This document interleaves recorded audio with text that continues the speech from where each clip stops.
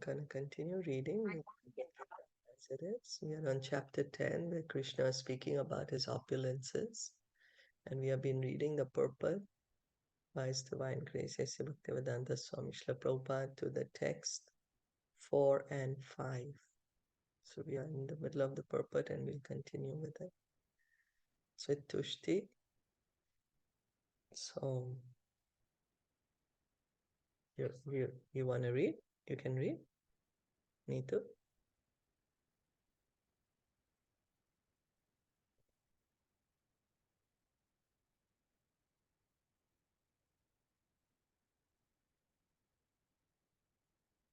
I'm not sure if you're able to hear me, or I'm not sure if you're speaking, but you're on mute. Yeah, sorry. No, I'm saying, did we complete the paragraph of Samatha? Samatha. We didn't do Samatha. Okay, so thank you. No, we didn't do. Yeah. Rejected, a person has nothing to reject. Okay, yeah. So let's do from Samatha. Thank you. Yeah. Yeah. Samatha, equanimity, refers to the freedom from attachment and aversion. To be To be very much attached or to be very much detached is not the best. This material world should be accepted without attachment or aversion. That which is favorable for prosecuting Krishna consciousness should be accepted. That which is unfavorable should be rejected. That is called samatha, equanimity. A person in Krishna consciousness has nothing to reject and nothing to accept save in terms of its usefulness in the prosecution of Krishna consciousness. So the devotee, he understands everything belongs to Krishna. He says, oh, it's not belonging to me that I can renounce, that I need to detach myself. Or it doesn't belong to me that I get attached to it. So he sees everything and everyone in connection to Krishna. And so he accepts everything that he can engage in the service of Krishna. And that what he cannot engage in service of Krishna, he rejects. That is his, that's the consciousness. We may say, oh, I will accept this because this will make me happy, and I will reject this because this will make me sad. But a devotee doesn't see that. A devotee sees, ah, let me do this, and let me use this for Krishna's satisfaction. Its entire consciousness is like that. So this is the pure devotee, and he's samatha, equanimity. Not to attach, not to detached. Means being attached to Krishna. For example, we can say, there's a big feast. There's a big lot of food there. So a devotee does not say, oh, this is such nice food, I'm not going to eat it. He offers to Krishna and he eats it. He cooks for Krishna, he offers it, and he accepts it. you know so it's all in relation to Krishna. It's not artificial renunciation, because one may artificially renounce something, say, oh, no, no, no, no, this is too opulent, I cannot eat. But the devotee says, of course Krishna can accept opulent food, why not? Krishna should be given opulent food. So in that way, going on.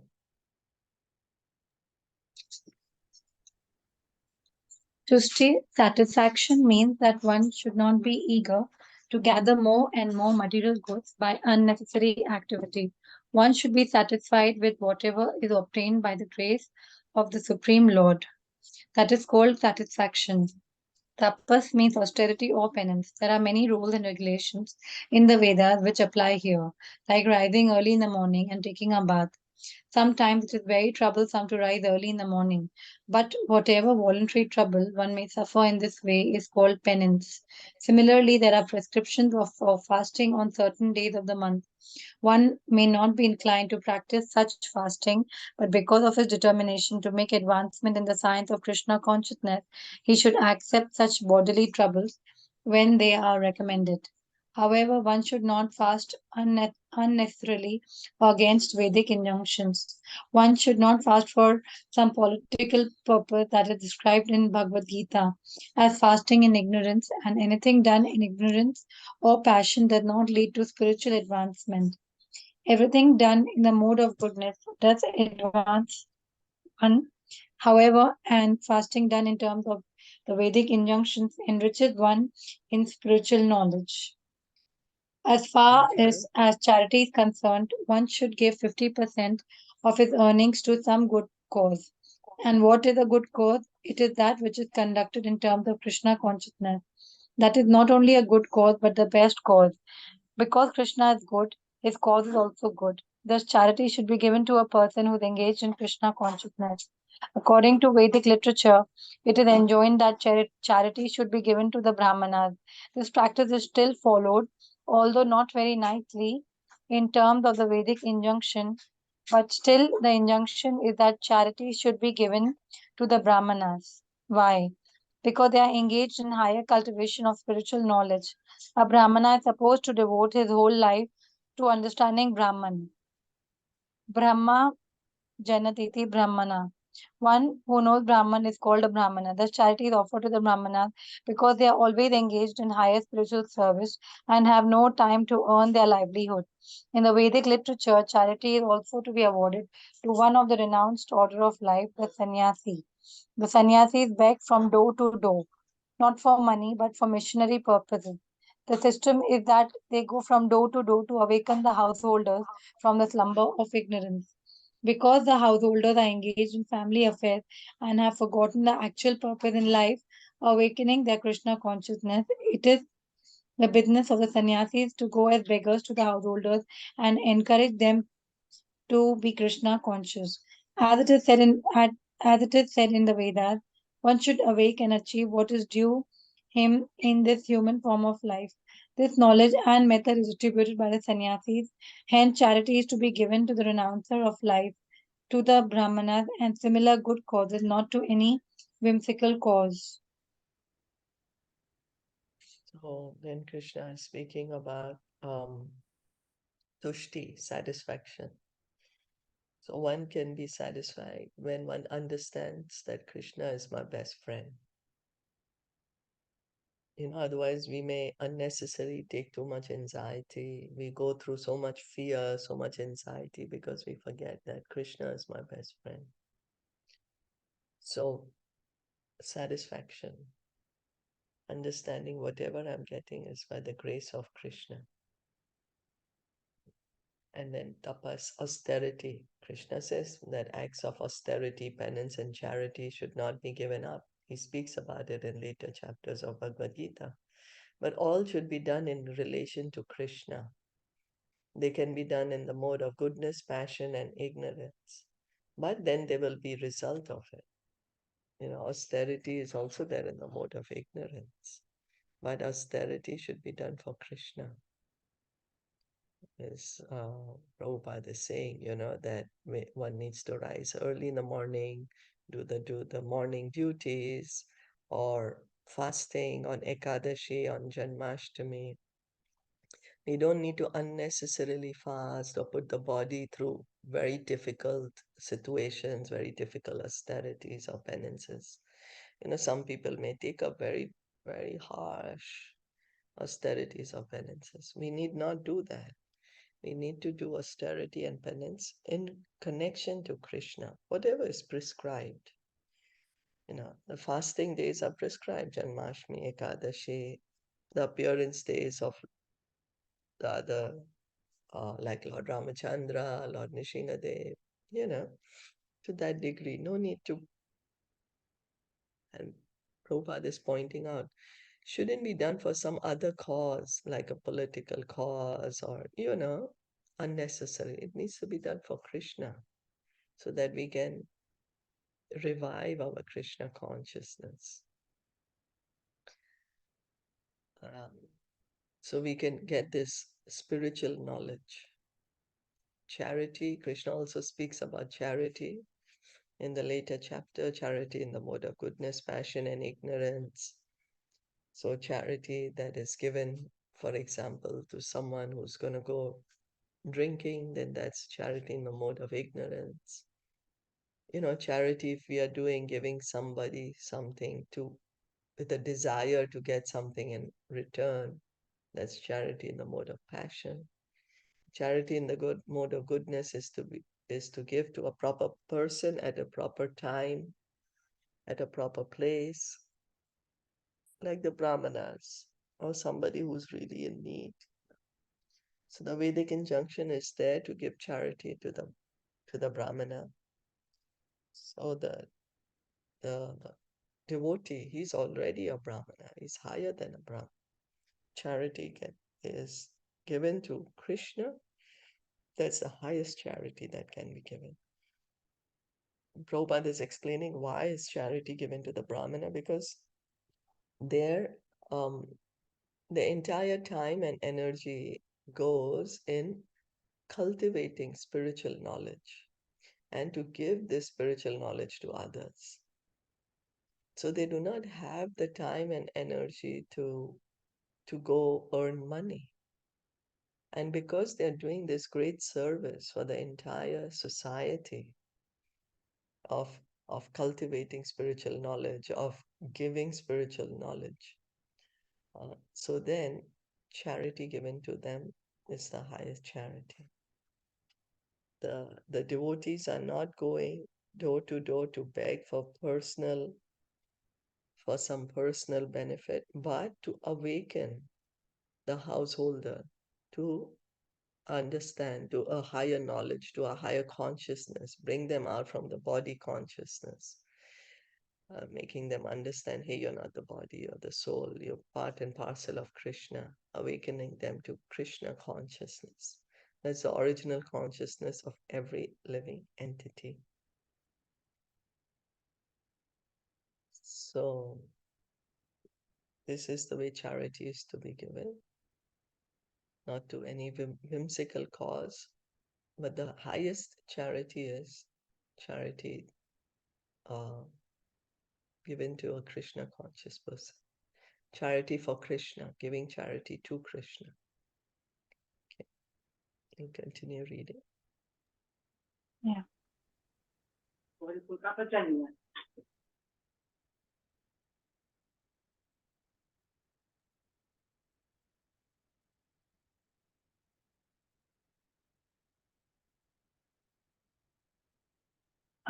Yes, you have to read from yes as Yes. Yes as fame should be according to Lord Chaitanya, who said that a man is famous when he is known as a great devotee. That is real fame. If one has become a great man in Krishna consciousness and it is known when he is truly famous, one who does not have such fame is infamous. All these manifest throughout the universe, in human society and in the society of the demigods.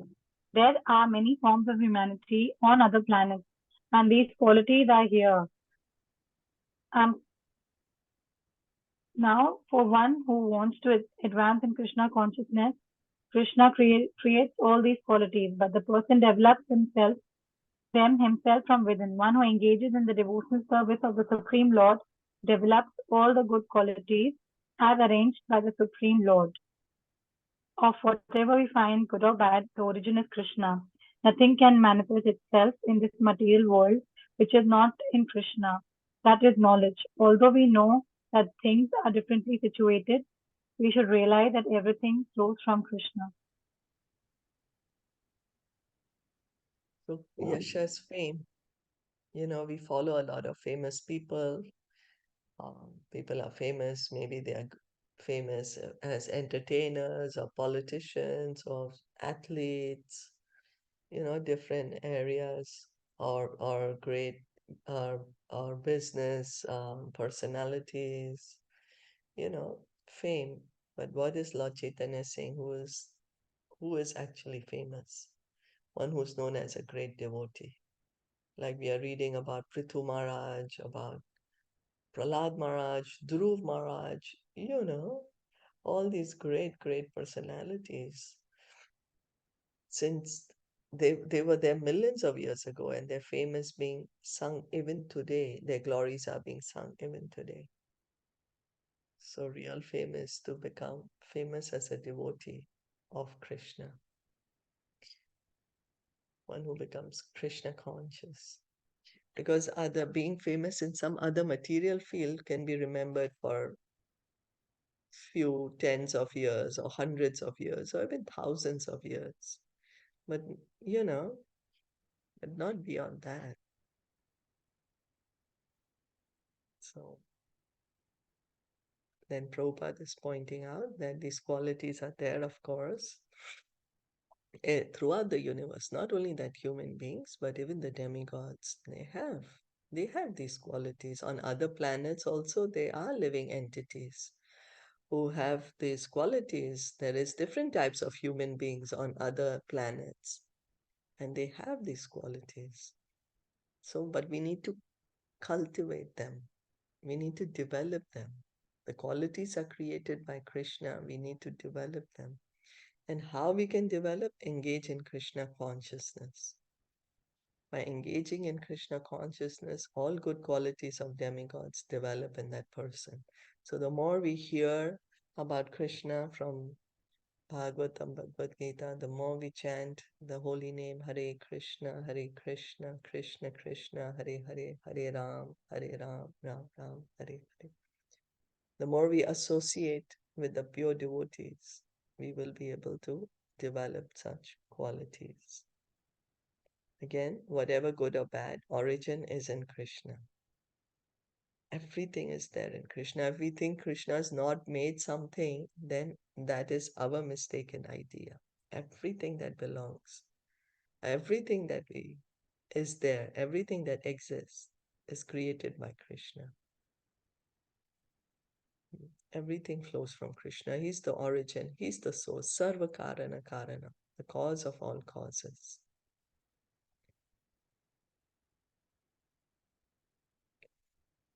We'll go on to the next one. Maharshya Yeah. Saptapurve Maharshya Sapta Purve Chatvaro Manavastatha Chatvaro Manavastatha Madbhavam Manasa Jata Madbhava Manasha Jata Yesham Loka Ima Praja. Yesham Loka Ima Praja. Translation. The seven great sages, and before them the four other great sages, and the Manus, progenitors of mankind, come from me, born from my mind, and all the living beings populating the various planets descend from them. The Lord is giving a genealogical synopsis of the universal population. Brahma is the original creature born out of the energy of the Supreme Lord, who is known as Hiranyagarbha. And from Brahma, all the seven great sages, and before them, four other great sages named Sanaka, Sananda, Sanatana, and Sanat Kumara, and the 14 Manus are manifested. All these 25 great sages are known as the patriarchs of the living entities all over the universe. There are innumerable universes and innumerable planets within each universe, and each planet is full of population of different varieties. All of them are born of these 25 patriarchs. Brahma underwent penance for 1000 years of the demigods before he realized by the grace of Krishna how to create. Then from Brahma came Sanaka, Sananda, Sanatana, and Sanat Kumara. Then Rudra, and then the seven sages, and in this way, all the Brahmanas and Kshatriyas are born out of the energy of the Supreme Personality of Godhead.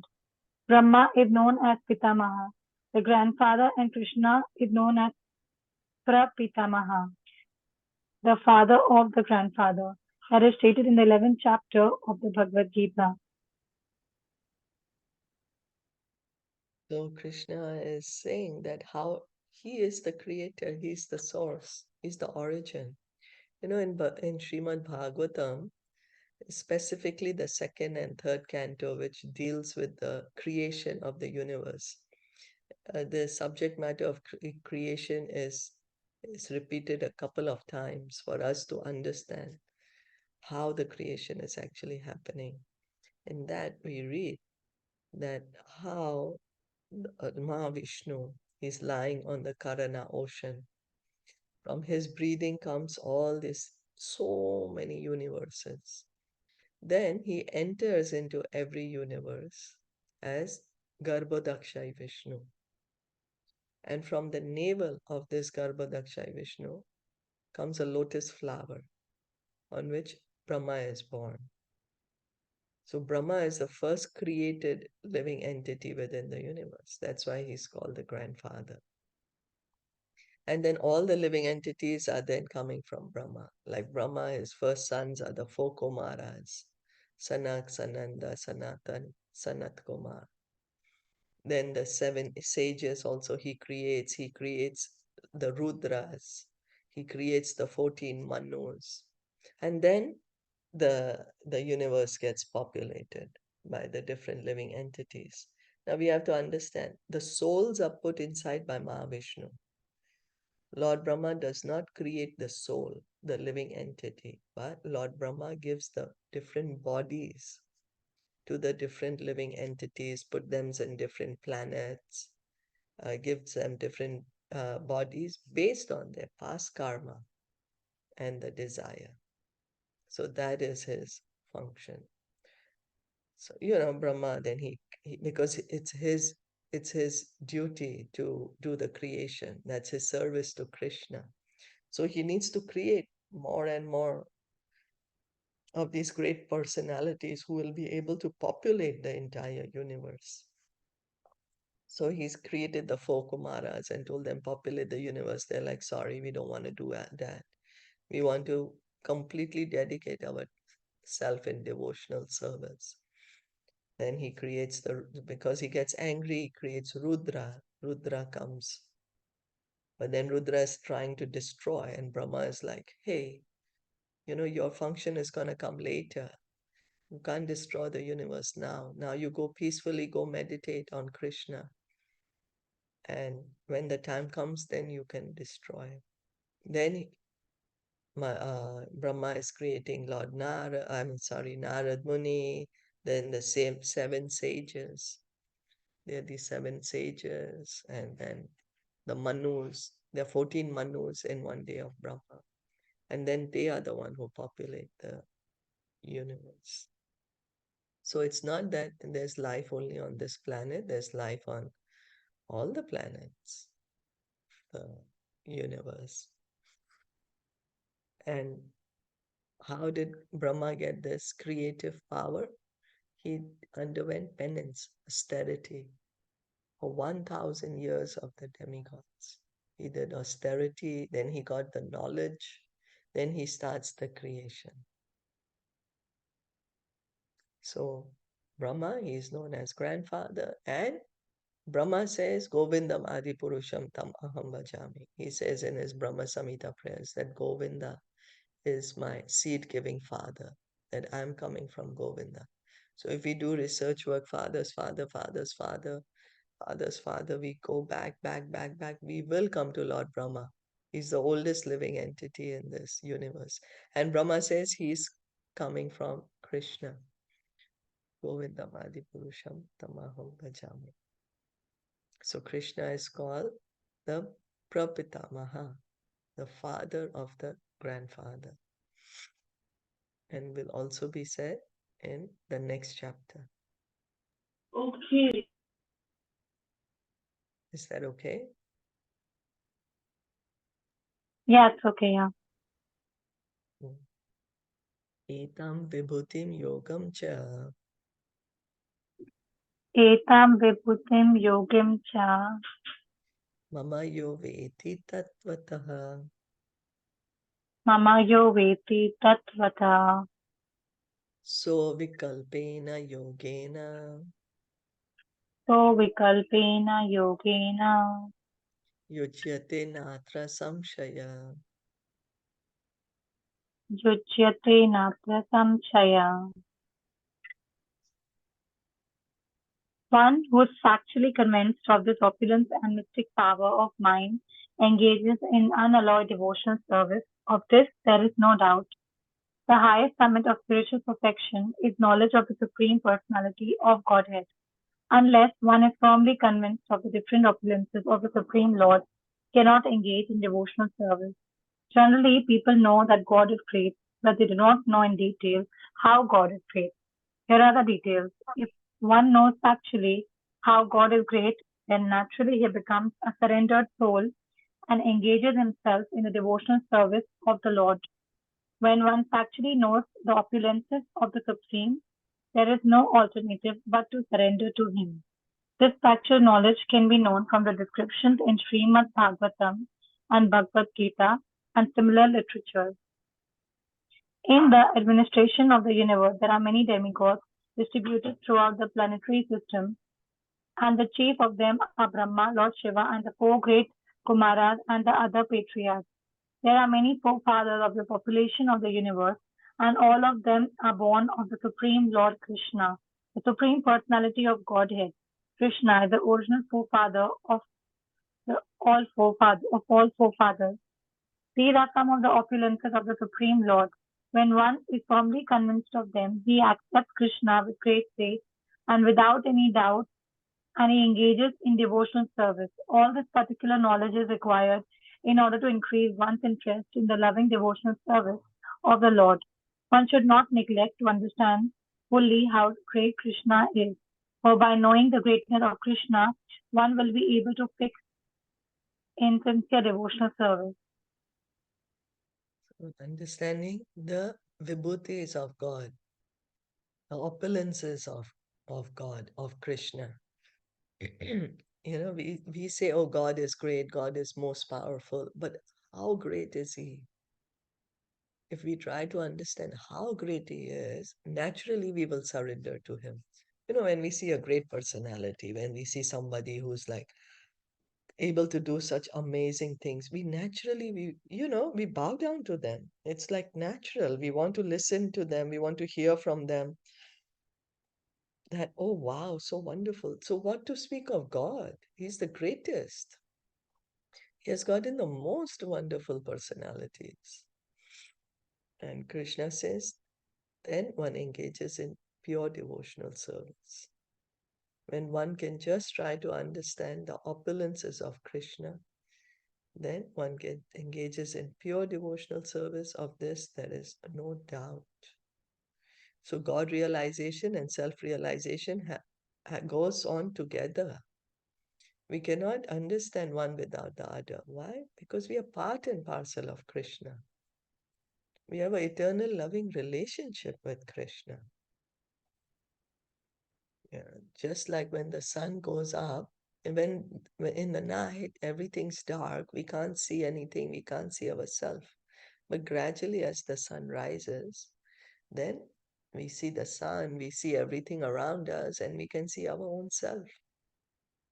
Similarly, the more we understand about Krishna, Krishna's position, Krishna's greatness, that Krishna is transcendental, that Krishna's body is transcendental, his pastimes are transcendental, that Krishna's position as the Supreme Lord. The more we understand, the more we will be able to understand ourselves also. Self realization. So, yeah, Prabhupada is saying when one factually knows the opulences of the Supreme, there's no alternative but to surrender to Him. And how to get this knowledge? We hear from Bhagavad Gita, hear from Srimad Bhagavatam. Bhagavatam is also full of narrations of the opulences of Krishna, how he's creating this entire material world, this entire cosmic manifestation. It's, people take lifetimes and lifetimes trying to understand this, how this universe is working. But Krishna says it's just a fragment of his, just by a fragment of himself, he is pervading the entire universe. So, how great Krishna is. Oh, and we just read in the earlier verse that how Lord Brahma is there and he's creating the four Kumaras, the seven rishis, the Rudras. They're all there. But who is creating Brahma? Is Krishna. Who's putting all the living entities here? Is Krishna. Lord Brahma is only giving the shape to the body. He's just giving us the different material bodies. The material elements are also created by Krishna, the earth, water, air, fire, ether. Brahma is not creating these elements, but Brahma is only giving shape to all what already exists, what already Krishna has created. We have been hearing the beautiful prayers chanted by Lord Shiva to Krishna. We have been reading this in Canto 4 of Srimad Bhagavatam, and how Lord Shiva is saying that you are the origin, you are the source, Krishna. You are the, the Supreme Father. You're the cause of all causes. He's saying, my father, Lord Brahma, also prays to you. You know? So everyone is born of Krishna. Krishna says in Bhagavad Gita, I'm the seed-giving father for all living entities. Mm. So these are few opulences of Krishna, and one is firmly convinced, accepts Krishna with great faith and without doubt, engages in devotional service. So we need to hear how great Krishna is, so that we will be able to engage in devotional service. And so we need to hear from the devotees from Bhagavatam, Bhagavad Gita, and chant the Hare Krishna mantra. And in this way, we will be able to engage in pure devotional service. So this starts the Chatushloki 10.8 to 10.11. This is called the Chatushloki Bhagavad Gita, the 4 verses of the Bhagavad Gita. Aham sarvasya prabhavo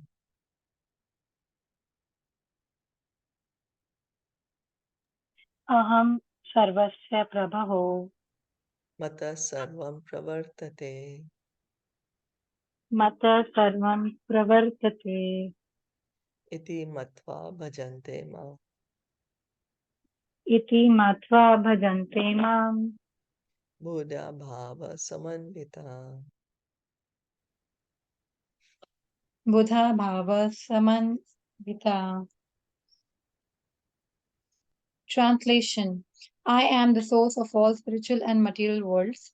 Everything emanates from me. The wise who perfectly know this engage in my devotional service and worship me with all their hearts. A learned scholar who has studied the Vedas perfectly and has information from authorities like Lord Chaitanya and who knows how to apply these teachings can understand that Krishna is the origin of everything in both the material and spiritual world, and because he knows this perfectly, he becomes firmly fixed in the devotional service of the Supreme Lord. He can never be deviated by any amount of nonsensical commentaries or by fools. All Vedic literature agrees that Krishna is the source of Brahma, Shiva, and all other demigods. In the Atharva Veda, Gopala Tapani Upanishad, it is said, Yo Brahmanam Vidyati Purvam, Yo Vai Vedam Cha Gapyati Sma Krishna. It was Krishna who in the beginning instructed Brahma in the Vedic knowledge and who disseminated Vedic knowledge in the past. Then again the Narayana Upanishad says, Atha Purusha Hevai Narayano Kamyata Praja Shre Jeti. In the Supreme Personality, Narayana desired to create living entities.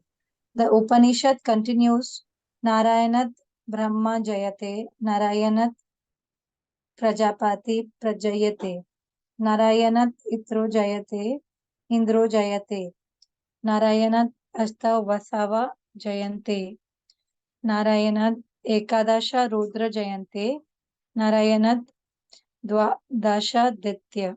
From Narayana, Brahma is born, and from Narayana, the patriarchs are also born. From Narayana, Indra is born, and from Narayana, the 8 Vashus are born. From Narayana, the 11 Rudras are born. From Narayana, the 12 Adityas are born. This Narayana is an expansion of Krishna. It is said in the same Vedas, Brahmano Devaki Putra, the son of Devaki Krishna, is the Supreme Personality.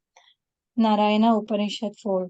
Then it is said, Eko Vai Narayana, Ashinna Brahmana, Neshano Napa, Ragni Somya, Neme Dhyavapartivi, Na Nakshatrani Na Surya. In the beginning of the creation, there was only the Supreme Personality Narayana. There was no Brahma, no Shiva, no water, no fire, no moon, no heaven and earth, no star in the sky, no sun. Ma Upanishad.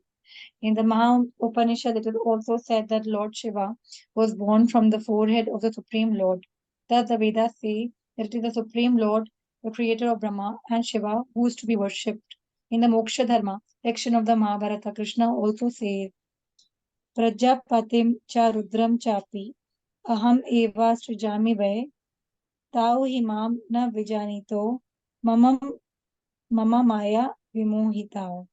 The patriarch, Shiva, and others are created by me, although they do not know that they are created by me because they are deluded by my illusionary energy.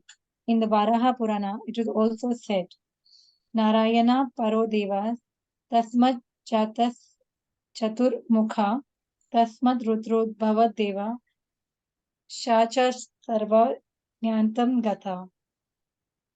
Narayana is the supreme personality of Godhead, and from him Brahma was born, from whom Shiva was born. Lord Krishna is the source of all generations, and he is called the most efficient cause of everything. He says, because everything is born of me, I am the original source of all. Everything is under me, no one is above me.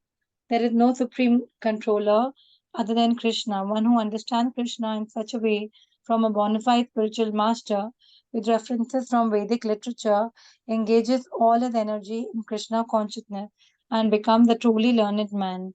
In comparison to him, all others who do not know Krishna properly are but fools. Only a fool would consider Krishna to be an ordinary man. A Krishna conscious person should not be bewildered by fools. He should avoid all unauthorized commentaries and interpretations on Bhagavad Gita and proceed in Krishna consciousness with determination and firmness. Oh, Krishna is saying, I'm the source of all spiritual and material worlds. Nobody else can say that. Nobody, not even Lord Brahma, not even Lord Shiva. They're great, great personalities. Lord Shiva is the god of the material world. Even he does not say that I'm the source of spiritual world, I'm the source of material world. Everything is emanating from me. Krishna is saying this. Why? Because he is the source. Everything is coming from him. So he can say that. And he's saying it for us so that we can know, oh, who's the creator? We find ourselves in this material world, but do we ask, oh, who created this world? Why do I exist? Krishna is saying he's the source. And the wise who perfectly know this engage in my devotional service and worship me with all their hearts. So one who really has knowledge, one who really has the knowledge engages in devotional service to Krishna, worships Krishna. Vedasya sarver aham eva vedya. By all Vedas, Krishna is to be known. All the Vedas are there for us to understand Krishna, Krishna's position. So, um, the purpose of the Vedas is not just to become a scholar and get a title that I've read the Vedas, but the purpose of the Vedas is for us to come to the understanding that Krishna is the Supreme Lord. And here Prabhupada is giving us so many references from so many different Vedic literature. And why is this information being given? So that once we understand Krishna's position, then Krishna says, you don't need to come back to this material world. Janma karma cha me devyam evam yoveti tattvataha tyaktva deham punarjanma naiti mameti so Arjuna. He's saying, just try to understand that my appearance, my activities, are transcendental, they're not material. And if we understand them, Krishna says, you don't need to come back to this material world. Instant liberation. Can go back home, back to Godhead, can get liberated.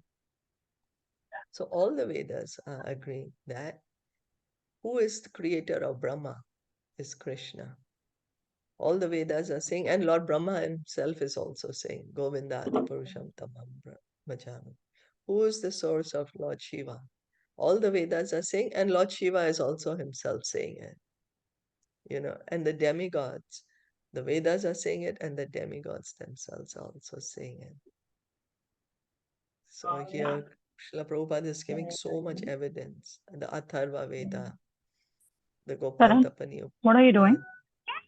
that, that how did Brahma get this Vedic knowledge? Krishna gave him the Vedic knowledge. Is there in the Bhagavatam also? Tene Brahma Hridaya Adi Kavaya. The first verse, first canto, first chapter, first verse of Srimad Bhagavatam. Srila Vyasadeva, he immediately tells us who's God. He says Krishna. Offering obeisances to Om Namo Bhagavate Vasudevaya, to Krishna, who's the son of Vasudeva, and that he's the one who spoke the Vedic knowledge to Brahma.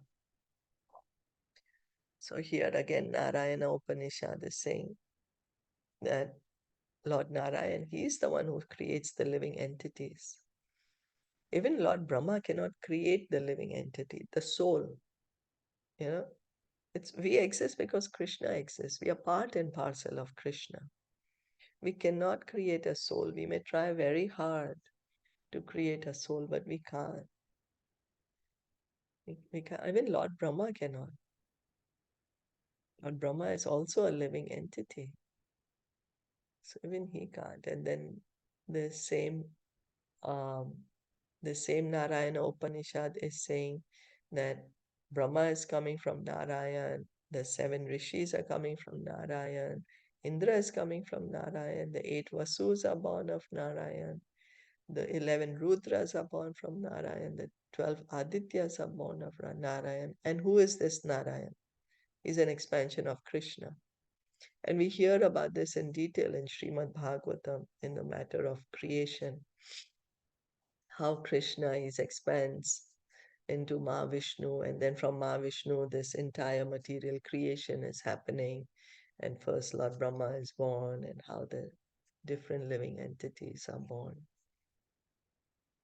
So also in Narayana Upanishad, it is said that who is God is the son of Devaki, Krishna. He's the Supreme Personality. There's no one greater than or equal than Krishna. So the Vedas are pointing out, telling us who is God. He has a name. He's a person. He's the son of Devaki. He's eternally a person. It's not that when Krishna comes to the material world, he displays some pastimes, and then after he leaves the world, there is no more pastimes. No, Krishna's pastimes are going on eternally. Right now, he is speaking the Bhagavad Gita in some other universe, in some other planet. Right now, he is, being bound by Mother Yashoda in some other universe, in some other planet. His pastimes are going on eternally in the material world and also in the spiritual world. Krishna lives in Golok Vrindavan eternally. It's not that because we can't see Krishna anymore here on this planet that he doesn't exist anymore. It's like the sun. In the night, the sun goes down. Doesn't mean the sun is not existing. The sun is there in the other part of the world. So Krishna, he may become unmanifest from our eyes, but he's eternal. So before the creation happened, only Krishna existed. Narayan existed before the creation. And he is the creator. He created Brahma, Shiva, the earth, water, air, fire, ether, the sun, moon. Everything is created by Krishna. Everything. Lord Shiva is created by Krishna. Lord Brahma is created by Krishna. The four Kumaras are created by Krishna. And Krishna himself is saying in this Mahabharata, Moksha Dharma section, that everyone is created by me, but they don't know that because of Maya, illusion, because of illusion. Again, so many references, so many references. And Krishna is called the most efficient cause because everything is born of me. He is the cause of all causes. He is the original source. There is no creator of Krishna. Krishna is the creator of everything and everyone. There's no one who can control Krishna. Krishna is the supreme controller.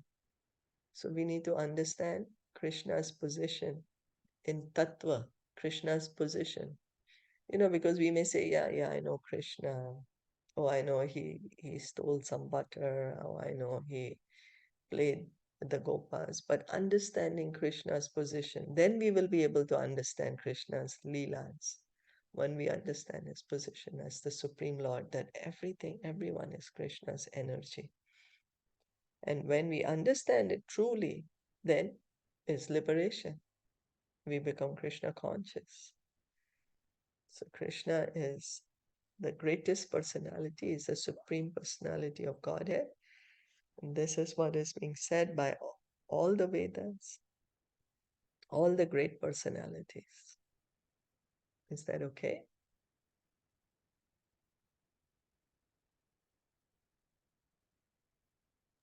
Yeah. We may say, I'm great, I'm great.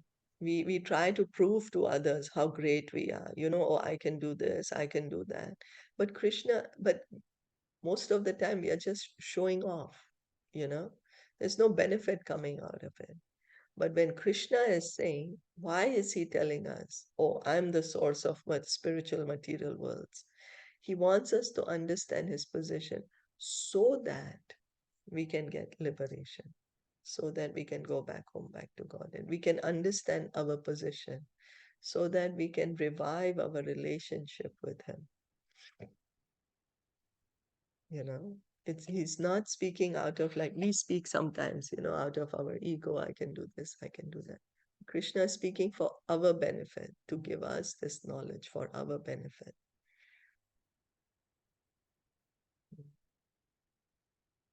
Okay, let's see how long is this. Okay, that's right. Machita Madgata Prana.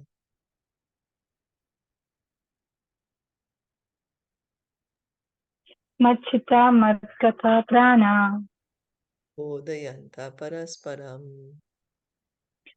Bodhayanta Parasparam. Katyantascha Mam Nityam. Sakriyantascha Mam Nityam. Tushyanti cha Ramanti cha. Tushyanti cha Ramanti cha. Translation.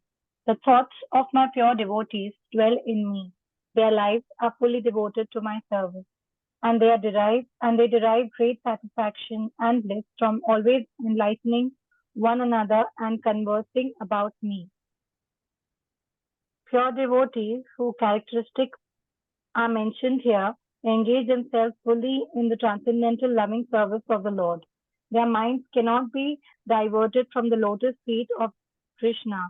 Their talks are solely on the transcendental subjects. The symptoms of pure devotees are described in this verse specifically. Devotees of the Supreme Lord are 24 hours daily engaged in glorifying the qualities and pastime of the Supreme Lord. Their hearts and souls are constantly submerged in Krishna, and they take pleasure in discussing him with other devotees. In the preliminary stage of devotional service, they relish the transcendental pleasure from the service itself, and in the mature stage, they are actually situated in the love of God.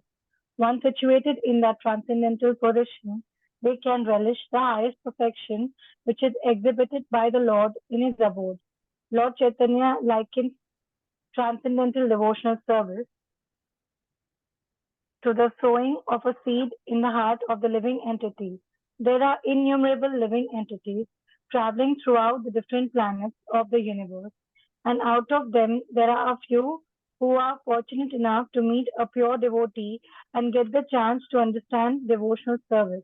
The devotional service is just like a seed, and in if it is sown in the heart of a living entity, and if he goes on hearing and chanting Hare Krishna, Krishna Krishna, Hare Hare, Hare Rama, Rama Rama, Hare Hare,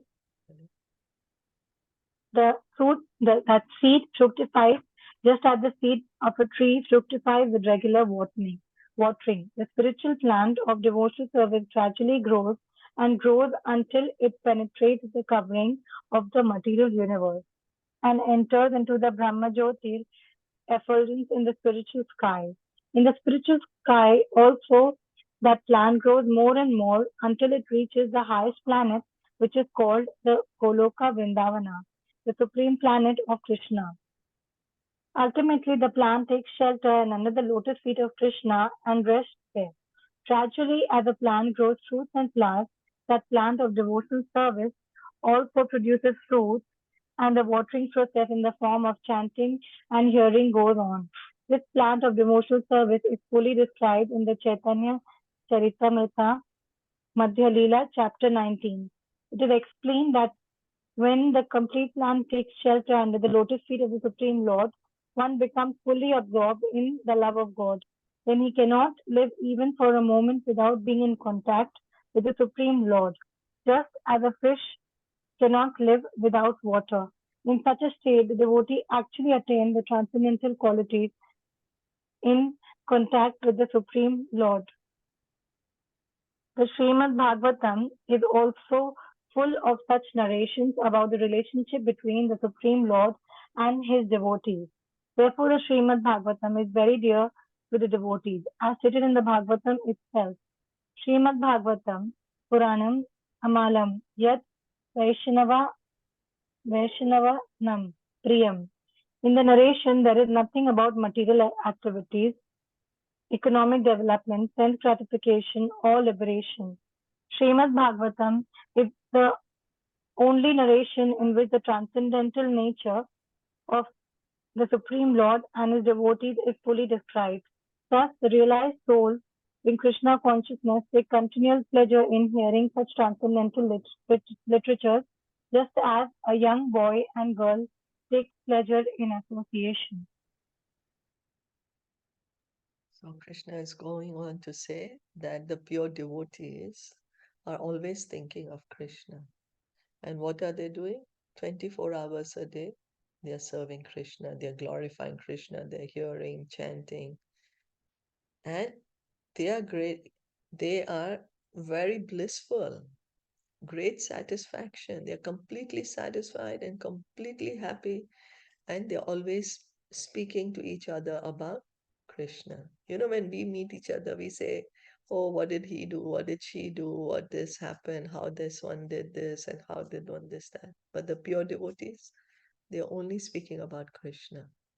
And in this, by speaking about Krishna, they're experiencing the highest pleasure, the highest bliss. The minds are always thinking of how can I please Krishna? What can I do to please Krishna? And gradually, then they are situated in love of Krishna, that they cannot live a moment without Krishna, because every living entity has a loving relationship with Krishna. That's who we truly are. Our pure consciousness is Krishna consciousness.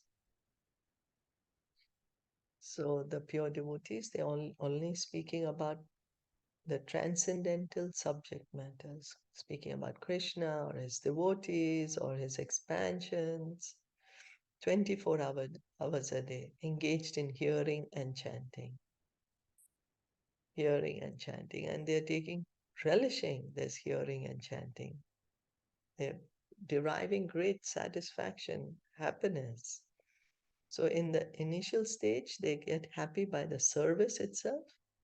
For example, they're getting pleasure from the hearing and chanting itself. But as they continue in the mature stage, the goal, which is to revive our love for Krishna, when they're actually situated in Krishna Prema, then they can understand all the spiritual world, Krishna's abode, Krishna's pastimes. Everything gets revealed to them. And Lord Chaitanya is explaining this to us that how is this devotional service? It's like sowing a seed. You know how we sow a seed in the soil, we water it, then it will sprout, then there'll be a kind of a sapling, then it continues to grow. Then at one point it will grow nice and big, then the bud will appear, the flower will come, then the fruit will come. Similarly, devotional service is like that, is sowed in the heart of the living entity by the devotee. And then, um, how do we get it? When we get a chance to associate with a pure devotee. You know, we are wandering about the universe, going from one body to another, one planet to another. Somehow, by good fortune, by the mercy of Guru and Krishna, we are able to meet a pure devotee. And then the devotee, he sows the seed of devotional service in the heart. It's like a seed. And what is the watering process? Hearing and chanting. Hearing about Krishna from the devotees, from Bhagavad Gita, from Srimad Bhagavatam, and chanting Hare Krishna, Krishna Krishna, Hare Hare, Hare Ram, Ram Ram, Hare Hare. So just as the ordinary seed, it grows, no? The plant comes. Similarly, the devotional seed, it grows then. It fructifies. The plant, the devotional creeper is there. And the devotional creeper grows and grows, reaches the Brahman, the Brahma Jyoti, grows beyond the Brahma Jyoti, goes up to Golok Vrindavan, highest planet in the spiritual sky, Golok Vrindavan, takes shelter at the lotus feet of Krishna. The hearing and chanting is going on. As the hearing and chanting is going on, the, the devotional creeper is growing and growing, takes shelter at the lotus feet of Krishna. Then the seeds and the fruits are there. Fruit, love for Krishna. Krishna Prema. This reference is given in Caitaniya Caritamita, Madhya Lila, chapter 19. Love of God. Then this loving relationship is revived between Krishna and the living entity. Then living entity cannot live without Krishna even for a moment. And this is the actual original position of every living entity. Each of us has love for Krishna in our heart. We simply have to revive it by hearing and chanting. It is not artificial, it's already there. Just simply revive the relationship. Prema Pumartho Mahan. Lord Chaitanya says that's the goal of human life, to revive our love for Krishna. And Bhagavatam is full of these narrations of Krishna, his expansions, his devotees, the relationship between Krishna and his devotees. And this is the reason why the devotees love Bhagavatam. Bhagavatam is completely transcendental. There is no subject matter of Dharma, Artha, Kama, Moksha in Bhagavatam. It's completely on the transcendental platform. And that's why it's called Amala Puran. It's called the essence, the cream of the essence of all the Vedas. Only speaks about the relationship between the devotee and Krishna, about devotional service, about the pure devotees and the liberated souls, the realized souls. They take great pleasure in hearing Bhagavatam. Sukadev Goswami, he was a liberated soul. When he heard Bhagavatam, oh, he became a lover of Bhagavatam, that he continuously wanted to recite Bhagavatam. So Bhagavatam is very pleasing even to the liberated souls, and they take great pleasure in hearing and speaking about the Bhagavatam. Just as a young boy and girl take pleasure in association, there's a natural attraction. undeniable attraction between a young boy and girl. Natural attraction. So similarly, the pure devotees, Bhagavatam, the liberated souls, Bhagavatam, there's a natural attraction. So we'll stop here for today. Any questions or comments?